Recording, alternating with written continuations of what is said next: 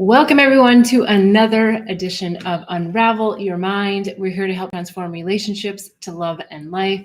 I love getting your questions each week. So if you're watching live, please feel free to put anything in the comment section. I'll do my very best to get to it and answer it today live. And if you're watching on replay, no worries. You can still put questions in the chat and I will answer them next week. I look forward to diving into anything that's on your mind or in your heart. All right, we do have a lot of questions today, so I want to jump right in on them and get to the heart of the matter. Question number 1. My partner and I are considering a weekly date night each week. Sometimes we do it and other weeks we don't. I'm feeling we should be consistent. What do you think? I love the idea of this. I think that having a date night really sets an intention between the two of you to have special time together. And I think making it one day a week, like if you're going to say Friday night or maybe it's a Thursday night, and sticking to that is also really beautiful, because that way all of your friends know that Friday night's your night, or Saturday night's your night, or Sunday night's your night. And then it's not an inconvenience like, oh, we can't go. And it doesn't like give an excuse to get out of date night. Not that you want to get out of date night, but you know what I mean? Where you just know that, okay, every Friday, this is going to be our night. The other thing that I think that is so great about when we have schedules like this is that it gives us something to look forward to. So it's not just floating out there like, oh, I don't know, maybe one night this week we'll do something special together. It's really setting a beautiful intention to have a night that you guys call your own. Now, sometimes that can get a little bit, I don't know, I don't really want to say boring, but I kind of do mean boring. And so you don't want to not do it because it feels like, oh, it's just you and me. You want to make it fun. And I think some of the things you can do is just the ideas that come to mind are perhaps you pick a different country that you want to visit every Friday on date night. Like if you're making date night a go out to eat, then you go to Greek food, or you go to Asian food, or you go to Italian food, and you kind of pick a theme. And maybe you even do a little research about something about one of those countries, and you talk about possibly going to visit. Or maybe you put on your list places that you want to go visit together. That would be really fun, wouldn't it? And then during dinner, you have this conversation about different things that you both brought to the table about that particular country. So that would be fun. The other thing that could be really fun is just setting something like, what's the most impactful thing that happened to me this week, and that you bring that to the conversation. Not that you're not talking about it all week long, but just kind of having something that you're like, this is special. I really want to talk about this in a special way with my special partner. And that you bring that and have that conversation so that you really get, oh gosh, this week, this was, one of the most impactful things for me, and why. And it just gives something to talk about, as opposed to kind of like the mundane things that we sort of get into, or the things that are just out there in our consciousness because of the media, or, things that are happening in the community. But it brings you back to each other. Maybe it's a soulful desire, and you don't even have to be going out to eat to do that, right? So you can say, hey, we're gonna make food at home, and you can do the same strategy with the place that you go. In fact, maybe that's even more fun, because you can make new recipes for a country, and maybe you even have like specific videos that you've picked out that you want to watch that give you some insights on some of these countries to travel to. So I love the idea. I think you should absolutely stick to a routine as best you can, of course. Like, you don't have to be rigid about it, but it gives you something really fun to look forward to. So I love the idea. I love that you're doing it. And I hope that you'll continue to do it and add a little bit of pizzazz here and there and spice it up a little bit. There's so many more ideas that are coming to me, but I'll leave it at that for now. And of course, any of the listeners, if you have anything that you do on a date night, or any ideas that come to you, I would love for you to share them as well with all of the listeners on this show. All right, let's go to the next question. I'm considering doing a Reiki training. Do you think it's worth spending the money? I'm thinking I can justify it, as I can use it with others when I'm teaching yoga. I'm looking for reassurance to say yes to it. What do you do when you recognize that it's hard to trust others? Oh, sorry, my little numbers here are all messed up today. So I'm going on into the next question. So I'm considering doing a Reiki training. What do you think? I'm considering doing a Reiki training. Do you think it's worth the money? I'm thinking I can justify it as I can use it with others when I'm teaching yoga. I'm looking for reassurance to say yes. Well, I always like to say it's always about your yes, right? You always want to have the hell yes, the big yes, like I'm totally in on this. So I think that's first and foremost the most important thing. I will say that I think Reiki is like coming in. I've had a lot of people talking about doing Reiki. So there must be a lot of energy out in the collective right now about energy work, which makes sense because it's something that I do believe we can all do. I don't think we have to be Reiki trained to do it. But if you're doing it for yoga and you're doing it for yourself to just have greater awareness as to how to call the energy through, I love that idea. And I think your students will love that idea. And we all kind of in our minds want to know about, oh, she's trained or she's certified. So there will be, I think, something there that really helps you when you're talking to others about your yoga class and maybe what makes you a little bit more unique. But most importantly, just that people can actually get a lot out of your class, not just the stretching, but if you're actually helping them with their energy and you're helping them with little blocks here and there, I think that's going to be a really, really great thing for you and your students to receive this kind of energy. So I'm really happy to hear that you're stepping into this training. I think you should absolutely do it. And I think for anyone else listening, I think, if you feel called to Reiki, do it. But I also just want to say that this energy is available to us all the time. And so we don't necessarily have to I actually, years ago, I did a Reiki training. Someone had told me, you should do a shamanic Reiki training. I was like, shamanic? I didn't even know there was shamanic. And then lo and behold, someone showed up almost like that. And so I signed up to have a personalized one-on-one and I got a lot out of it. And there was lots of techniques that I don't remember today, because I felt like I can really call this energy in and utilize this energy all the time. But it was such a great reminder of the energy. So I'm absolutely all for Reiki training. I think it does really help us get our minds around how energy works, and the tools that you use can be really, really useful, but it's not necessarily necessary either. So go for it, do it. All right, let's look at the next question here.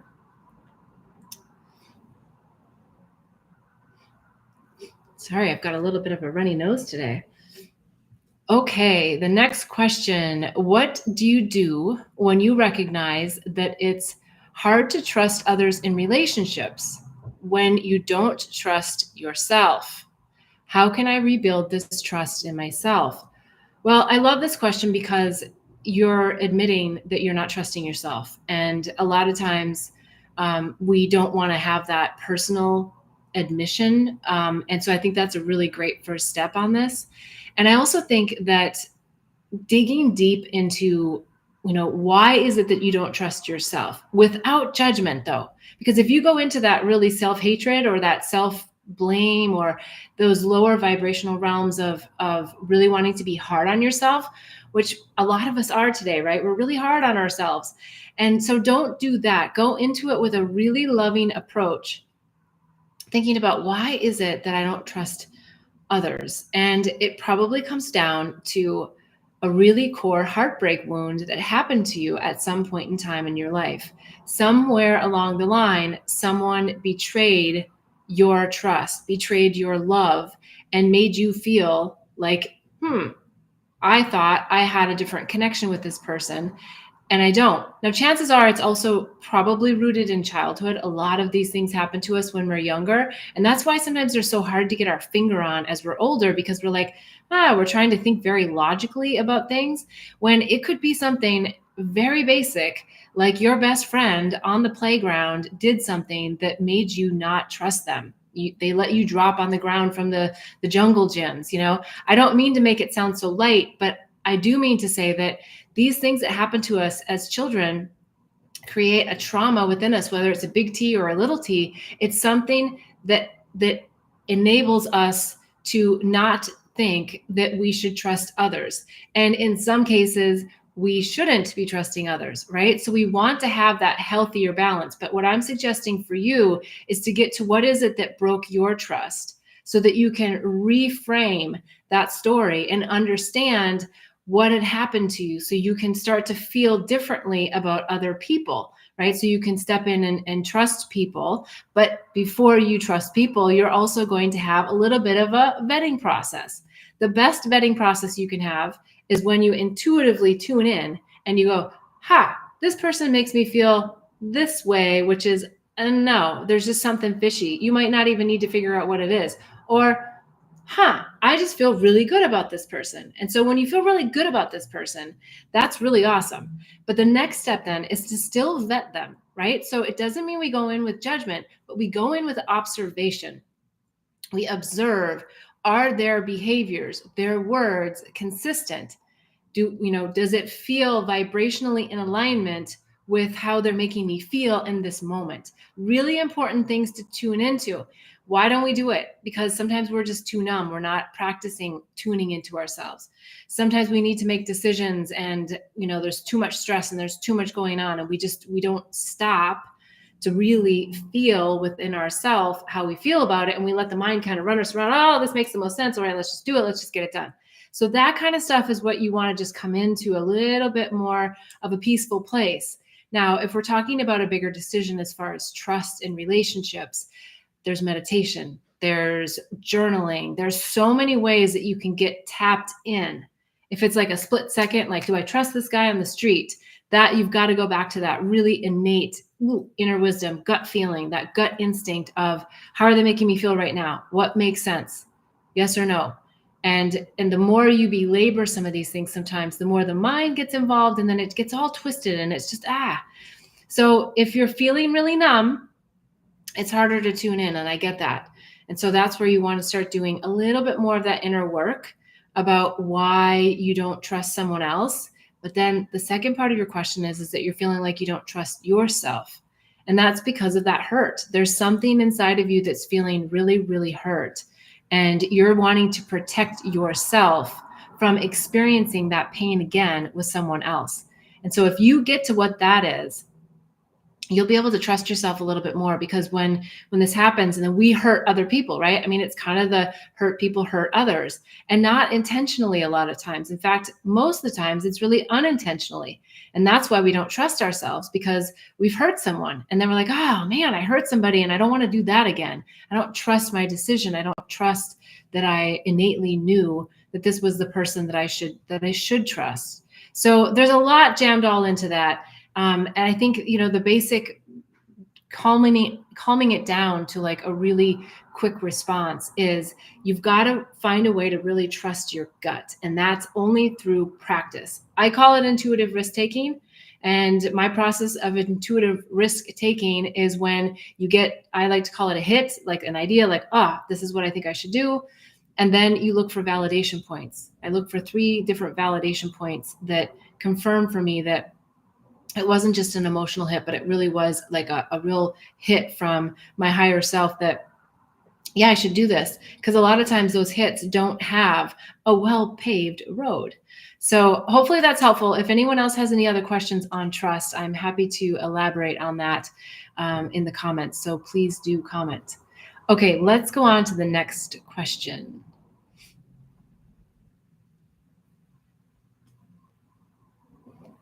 I'm going through some significant transformation in my life, holding myself to a higher standard.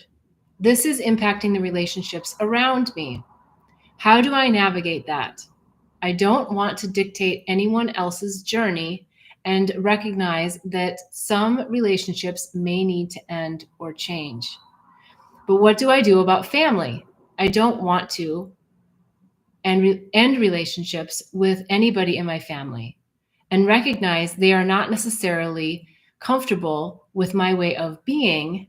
Any thoughts on this? I'm going to take this as sort of a 2-part, because I think, I think family can be similar, but also different. So let's talk about it in the beginning. So you're holding yourself to a higher standard. Bravo. That's wonderful. Sometimes that's hard for us individually to do, because we get kind of stuck in our own ruts and do the same things over and over. So if you're really trying to accelerate and expand your consciousness and do things a little bit differently, and yeah, really step into your purpose, your calling, and just being, if you want to say, even a more conscious person, then that brings a lot of interesting situations along with it. Meaning that as you expand and as your light gets brighter, as you sort of dismantle the ideations around situations and beliefs in your life, your light gets brighter and people start to go, oh, you're different. And you're like, yeah, I'm different and I'm happy. But when you start to do that, it shakes them and makes them feel like, well, maybe I'm supposed to be doing something. Or maybe I don't want to do anything. Most people innately, for some crazy reason, don't like change. They don't like you to change and they don't want to change. Or they want to change, but they want it to happen instantaneously overnight and they don't want to have to do the work, right? So that's oftentimes the deeper meaning there. So I think what's happening is as you raise your vibration, maybe it's as simple as you don't want to talk about like other people anymore. You don't want to be part of the gossip. I'm not saying this is what you said. I'm just saying as an example that maybe you just don't want to be part of that anymore. And you want to start talking about higher consciousness things. Maybe you don't want to talk about politics or, all of these other ideas that create a separation between people. It may be a good debate, but a lot of times it's separation. And maybe you're moving into like more unity consciousness and you're wanting to talk about things that bring more unity. I get it. People oftentimes don't want to do that. They want to have a side. They want to feel that their views and opinions are heard and validated. There's nothing wrong with that. But we have to keep remembering that everyone is on their own journey and everyone has their own free will. So as you ebb and flow in this awakening process, gradually allow yourself with ease and grace to let people fall out of your life and new people come into your life. And so that leads me to that next part, which is seek perhaps other new people in your life, which means that you're changing and you want to get out of some of your patterns. And that might mean a new friend circle, inviting new people. It might mean just spending less time. And I don't think we have to just dump anyone. In fact, I recommend not doing that. I think gradually moving away from people that drain you or that you just don't feel really connected to, then just really start saying to yourself, okay, well, I'm gonna put them sort of in this category over here, and I'm gonna prioritize my time based on what's here for me in my growth, what's here for the people that are also aligned with that growth for myself, and then where are some of the other people that are more like, yeah, they're friends, they're always going to be friends, but I don't really want to put them at the top of the list, and work through that and be honest with them. Just say, yeah, I'm really just prioritizing some things that are really important to my life and my growth, my personal growth and development. And so I don't have as much time to hang out. And I think that's a really, really fair way to handle it. Now, when it comes to family, so sort of part two to this, I know that can feel a little bit more sticky and tricky. And yet there's sort of a similar approach to it, I feel, is that you really just keep doing your journey. And you communicate along the way what your priorities are. And it may mean less time. And it may mean that maybe there's a holiday that you don't spend with family because you want to spend it with someone else, or an important day, or whatever that you don't want to do.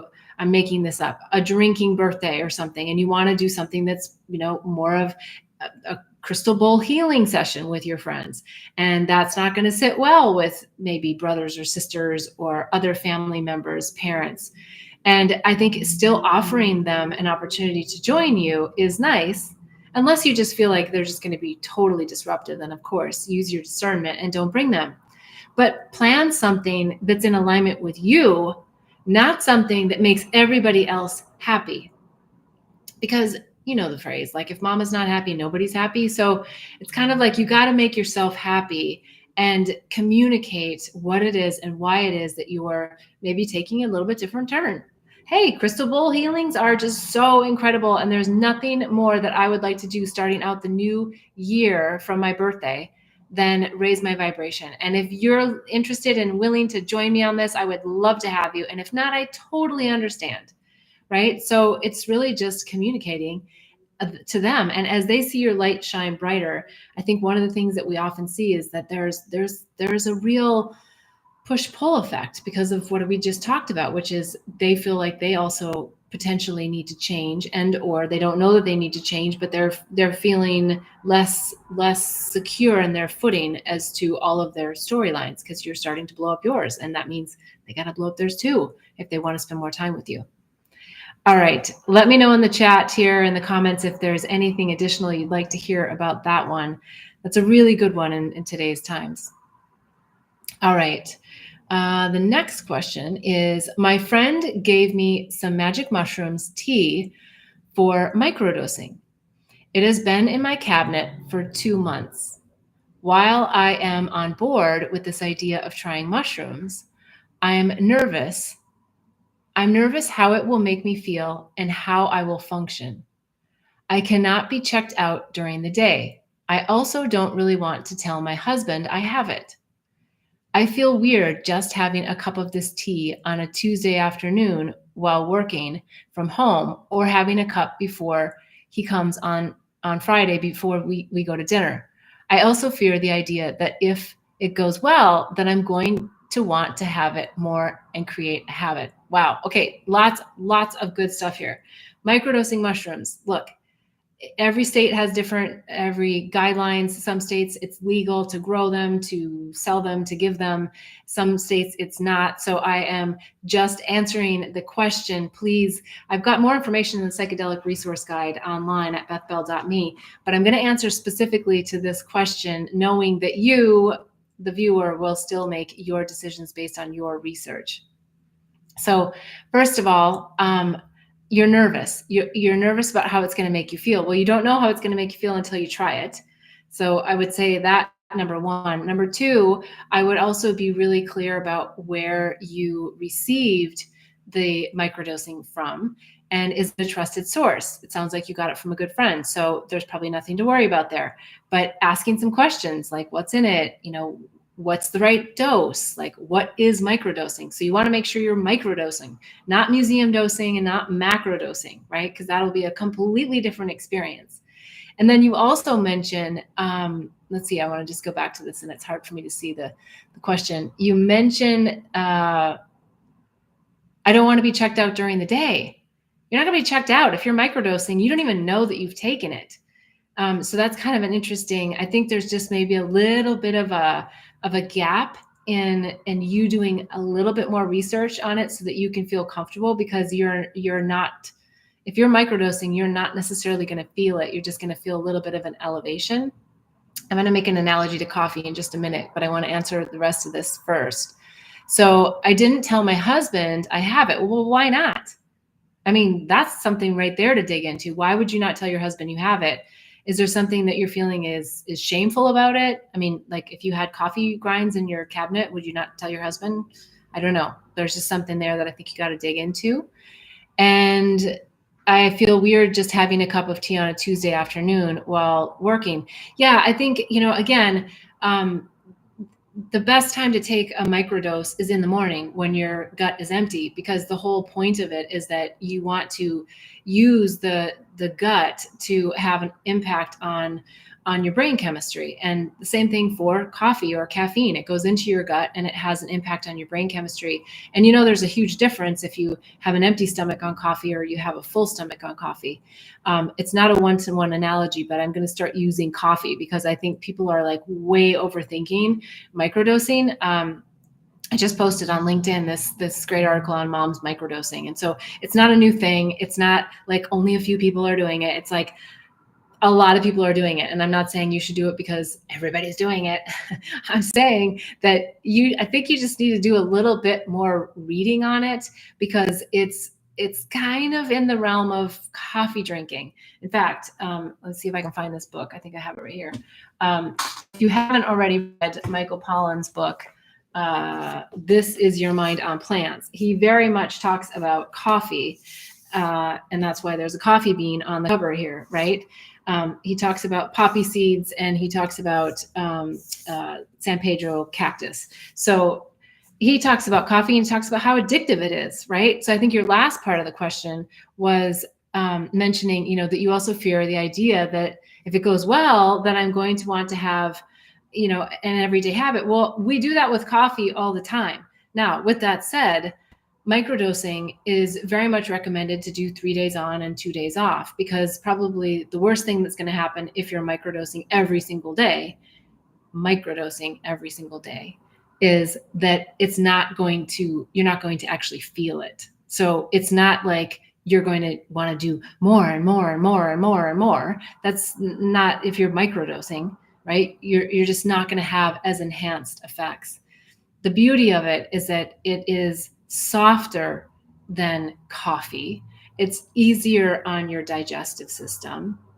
In fact, I'm going to look after the show if there's any brain specialist that can give some kind of side-by-side. I don't think there's any clinical data. If there is and someone knows, please tell me. But a side-by-side on the effects on the brain and brain chemistry with coffee versus microdosing mushrooms, because it's actually a really, I think, beautiful way to get a little lift and just quiet the mind and calm ourselves, but also just have a little bit happier day. And it's more effective in so many ways than coffee, in my opinion. But let's see what kind of data there might be out there. And if I find it, I'll put it in the comments below. So hopefully that's helpful. Yeah. Microdosing is a beautiful thing. I think that it's really, really helpful for us to be in touch with nature, and psilocybin mushrooms definitely can help us do that. So if you have any more questions, please put them in the chat. And as I mentioned before, the psychedelic resource guide is available on bethbell.me. It's a great resource for lots of information on lots of different psychedelics, but I also talk a little bit on mushrooms in there as well. All right, let's go on to the next question. My son and husband are on a test flight in a small aircraft. Luckily, I wasn't allowed to go due to weight restrictions. Once they left, I started to have anxiety about being in a small aircraft and flying over the ocean, even though I grew up flying in a small 4-person plane with my father. I'm keeping busy, cooking and breathing to relax and let go. This anxiety is not new, and I hate it. It sneaks up like a monkey and poops on great experiences. Then I have to do all these mental gymnastics to just have fun. Any new ideas here? Yeah. Okay. So your husband and your son are on a plane, small plane, and you even have the awareness that like you've done this a lot yourself. Let me just say that your soul plan is already set, that your worrying about them flying is not going to change the outcome. So if they've set in their destiny that they are going to die together on this small aircraft today, there is nothing that you can do about it. There is no amount of worrying that is going to change the trajectory of their soul's plan. So right there, in fact, the opposite is that you may be the one that dies from all of the worrying that happens. Actually, gosh, this is good. I've got a couple of resources just at my fingertips. I didn't plan this, I promise. But power versus force. What comes to mind to say, this is David Hawkins. I'll put the links below. He does a lot about energy and vibration, and he says that worry is a vibrational level similar to hate. And so why I say that, it doesn't mean that you hate. It means that the destruction that it can do for you, that it can eat away at you, is similar to what hate does internally to someone. So you've got to let this go. You've got to let this worry go. And the reason why you're worried, the core, is you don't want to lose love. Because you don't want to lose the people that you love. Because if they're gone, then there's a sense of loss. And I get that. But you've got to get a grip on that, because that is impacting you more than anybody else and more than any potential dangerous type of situation they could be in. They have a soul's plan. They have free will, and we do our best, but we cannot worry about other people to this degree. We cannot allow this anxiety within ourselves to eat us up, because then we're just, in a sense, I don't want to be overly dramatic, but killing ourselves slowly as opposed to just allowing the situations to really happen. So I think you're doing a good thing. You're cooking, you're breathing, you're just trying to get really like aware and conscious of things that make you feel good. And I think just continuing to let the thought go. So when a worry comes in, like, oh my God, they could crash, just be like, I can just see them having so much fun. Just switch it like that. Instead of the worry, I can see them having so much fun, and I'm so happy that they're doing it. Sounds like you already stepped into realizing that it was such a good thing that you're not there and not in the plane, so that they don't have to feel your anxiety. Because then again, it's like you can also cause situations to happen because you have that vibration and you're emanating that out to them. So that vibration of worry and anxiety does not help anyone. I know you know that. I'm just reminding you that keep doing the coping mechanisms and keep finding ways to let other people live their life stress-free. Your worry will not save them from anything. All right, let's go on to the next question. Let's see. Next question is, I always love the first Sunday in a month. Any rituals or practices that you recommend that I could put into place to help me stay grounded in my goals? First thing that comes to mind is you can have goals, but I would just switch that ever so slightly to intentions. As an overarching, and some of the goals can be underneath. They can be more outcome based. But the intention, I'm going to go back to the emotional aspect of it, that at the beginning of each month, if you want to pick that Sunday, that you really sit in the emotional feelings that you have, or that you desire and that you want to have. And so that's your focus, is spending, I would even say, like, if you can, 10 minutes comes to mind, 10 minutes, write about an emotion. If I want to feel, let's say I want to feel accomplished. I want to feel like I contributed to something in humanity in the month. Then you can look at it from the past or the future, and then also really importantly, the present of, well, in 10 minutes, like, well, what did I do last month that contributed to me helping humanity, if that's what your contribution is. And just really writing that and just sitting in the pride of everything that you've done. And if you haven't done much, do not be hard on yourself. Here, it's always so important. If you get hard on yourself, then you change the vibration into a place that's not helpful for anything. So I would sit with a loving heart about myself and then say, what could I be doing right now? Like, what's coming forward for me right now, which is the self-judgment, where do I really believe in myself? Where do I not believe in myself? Where do I have some like stickiness? Figure out where that is. And then go into the future and say, at the end of this month, I would love to say that I did A, B, and C, whatever that is. I helped one person on the road, meaning like maybe you gave money to a homeless person, or maybe you just helped them with their bag, or maybe you did something. I'm just making this up as an example. Only you know what you want to set as your emotion. And so since it was a sense of accomplishment, and I'm trying to make it also very basic so that it's applicable to everyone, that's what I would say, is spend 10 minutes on each emotion. And then if abundant is another one of them, then write for 10 minutes, like, okay, like, what do I already have and what am I so grateful for? And what have I been given, right? And the ease and the grace of which I've been given it to me, that it's been given to me.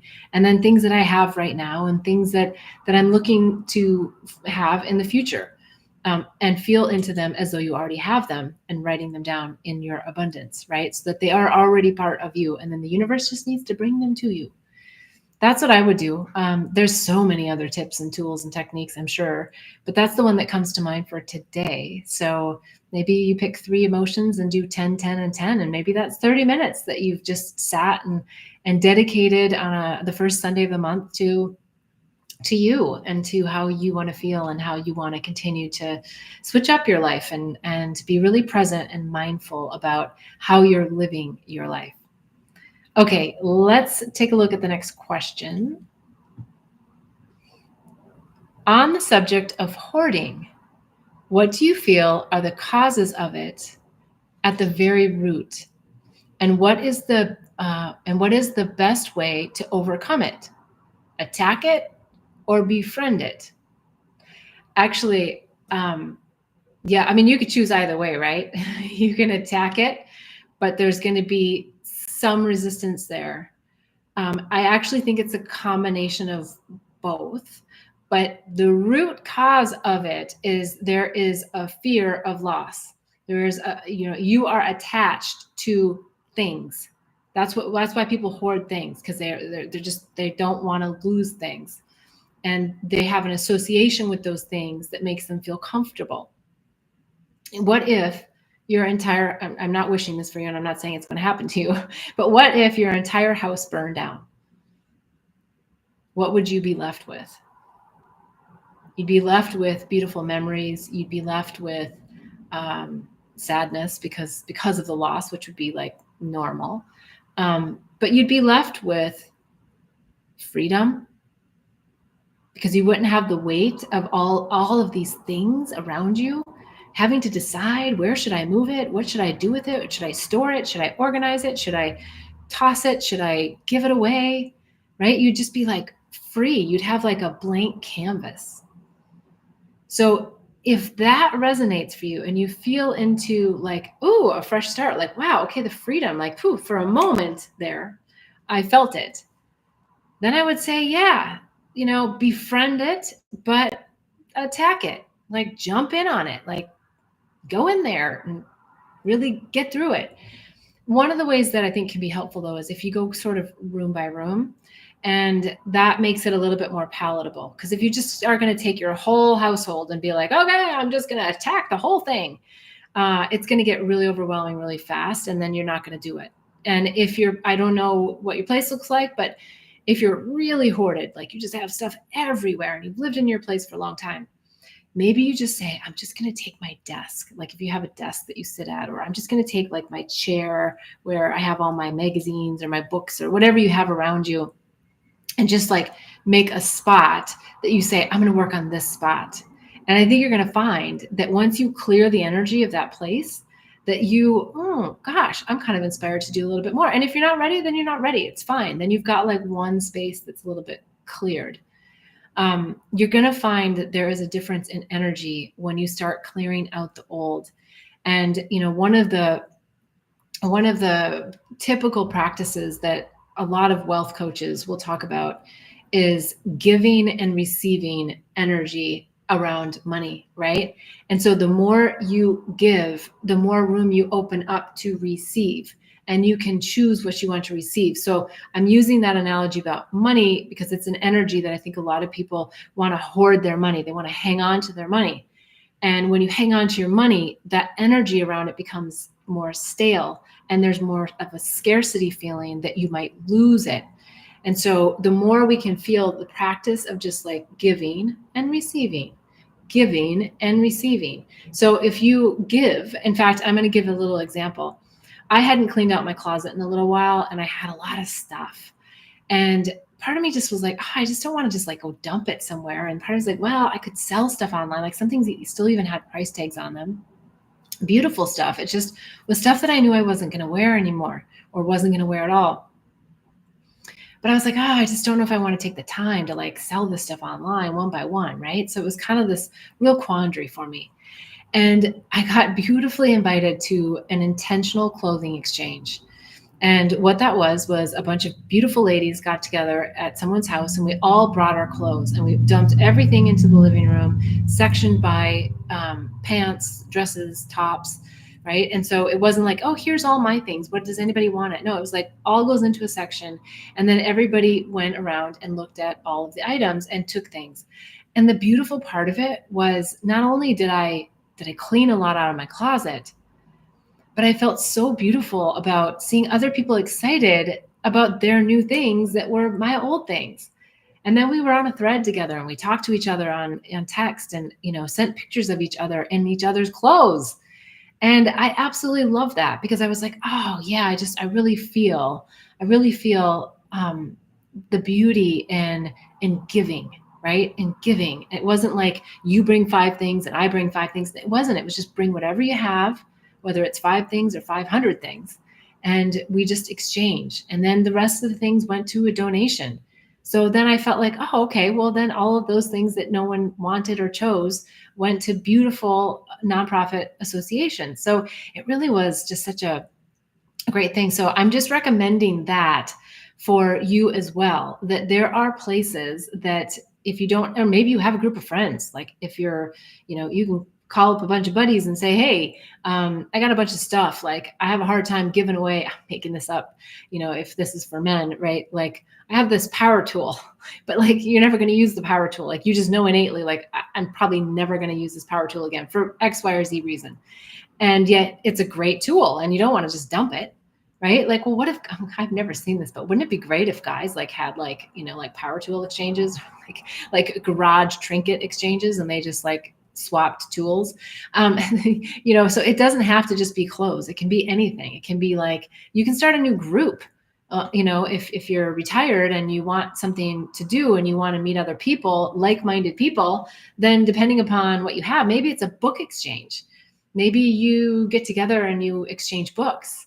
Maybe you even just call a local coffee shop and say, hey, I want to do like a book exchange every Friday. I'm going to, can we partner on this? And they say, sure, we'll put it out on our, on our post that every Friday from, I'm making it up, 8 to 10, you can come and bring your books and put them all in a pile and talk to each other, right? Maybe books on spirituality or books on motorbikes or books on, yoga. And so people can come to that coffee shop based on a particular topic. I mean, this is just coming to me. I love this idea. Maybe I'm going to have to do this myself, especially when it comes to books or something that we might have a lot of and want to keep circulating, right? So yeah, get on it and befriend it with all of the tips and tools that I just expressed so that it doesn't feel forced, but that you do have that like, I got to take action. And when you take action based on that intrinsic fire in your belly, like you actually feel really good about doing it because there's going to be a community or, something more that's going to come. It's such a beautiful thing. So yeah. All right. I have a couple more here. I was going to share a little personal story that I thought was so interesting. A friend of mine's son, gosh, I think he's probably about 11. He was talking to us and he was laughing and he said, hey, have you seen the video? It's not about the nail. And I was like, no, but he was laughing so much. He's like, you got to look it up. You got to look it up. So I was like, okay, sitting there. So I look it up and we watch this. I don't know. It's like 3 minutes. I'll put the link in here.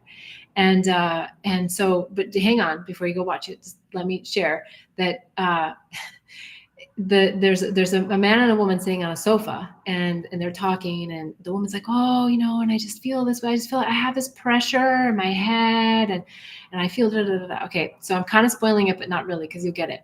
You'll still laugh when you see the video. And then they pan out and they show, and the husband's like he's trying to say, but I think it's because, and she's like, no, like really just, hear me out. And so she's got this nail like right in her forehead. Right. And he says, honey, I think it might be the nail that you have in your forehead. She's like, it's not about the nail. Okay. So why am I talking about this on this show? Because what I missed was this opportunity. I looked at this young lad and I said, someday when you have a relationship with a woman, all of this is going to make so much more sense to you. And he kind of laughed and he felt a little bit shy. And then the conversation turned and I felt like, well, I'm not going to, dive into this bigger adult conversation. I wish I would have. And I think that's why I felt inspired to talk about it here, that, it was so perfect about men and women in relationships. She just needed to talk about how she felt, all the shades of gray about how she felt. And he's like, but the answer is so obvious. And that's men. They provide women with solutions. And where it goes wrong is that women don't want solutions. Even though the solution is so logical, it's so quick, it makes so much sense to most people. We just need to be heard. Our emotions need to be felt and expressed. And sometimes we go to the chicken farm and back. And I know that's so frustrating for men because they're just like, oh my God, that's so simple. The solution is so simple. It's not about the nail, is what the woman's going to keep saying, right? And he's going to say, but it is about the nail. So I just want to leave us on the show today with this idea and this recognition that if women can just be allowed to talk about their feelings, express themselves, feel seen and heard, and men can just hold the space for that and just be like, oh, I hear you. I hear that's really, really heavy on your heart. And the woman in the video, like, oh, she immediately snapped into, a discussion around it or feeling better about it. And if women can also recognize that men's way of loving us is to provide those logical solutions. And when we're not ready for them, we have to be able to say, honey, I know that's probably a really perfect solution for this situation, but I really need to talk about how I feel about it. Can you just be with me for a minute? And the man can sit back and go, oh, yeah, sure. But when we don't do that as women and we put that block up about their solution that is most of the time very logical and very smart, we shut them down. Just like they shut us down when they give us the solution like that without recognizing how we're feeling about it. It's so simple, and it happens in every man and woman relationship to some degree. So yeah, if you haven't seen it, go watch it. You'll laugh. It's funny. But the deeper story is that men and women communicate differently, and we have different needs, and we can support each other so much better when we just acknowledge those simple ideations about relationships and communication and feelings. All right. It's been so much fun with you guys today. If you've liked anything from it, please subscribe, hit the bell, like the videos. It's so helpful in the algorithm. Go to bethbell.me. There's so many more resources. I'm launching a bunch of new stuff. If you haven't already seen it, please check it out, bethbell.me. I look forward to seeing you next week at 11:11 Pacific time on Sundays. All right. Enjoy the week.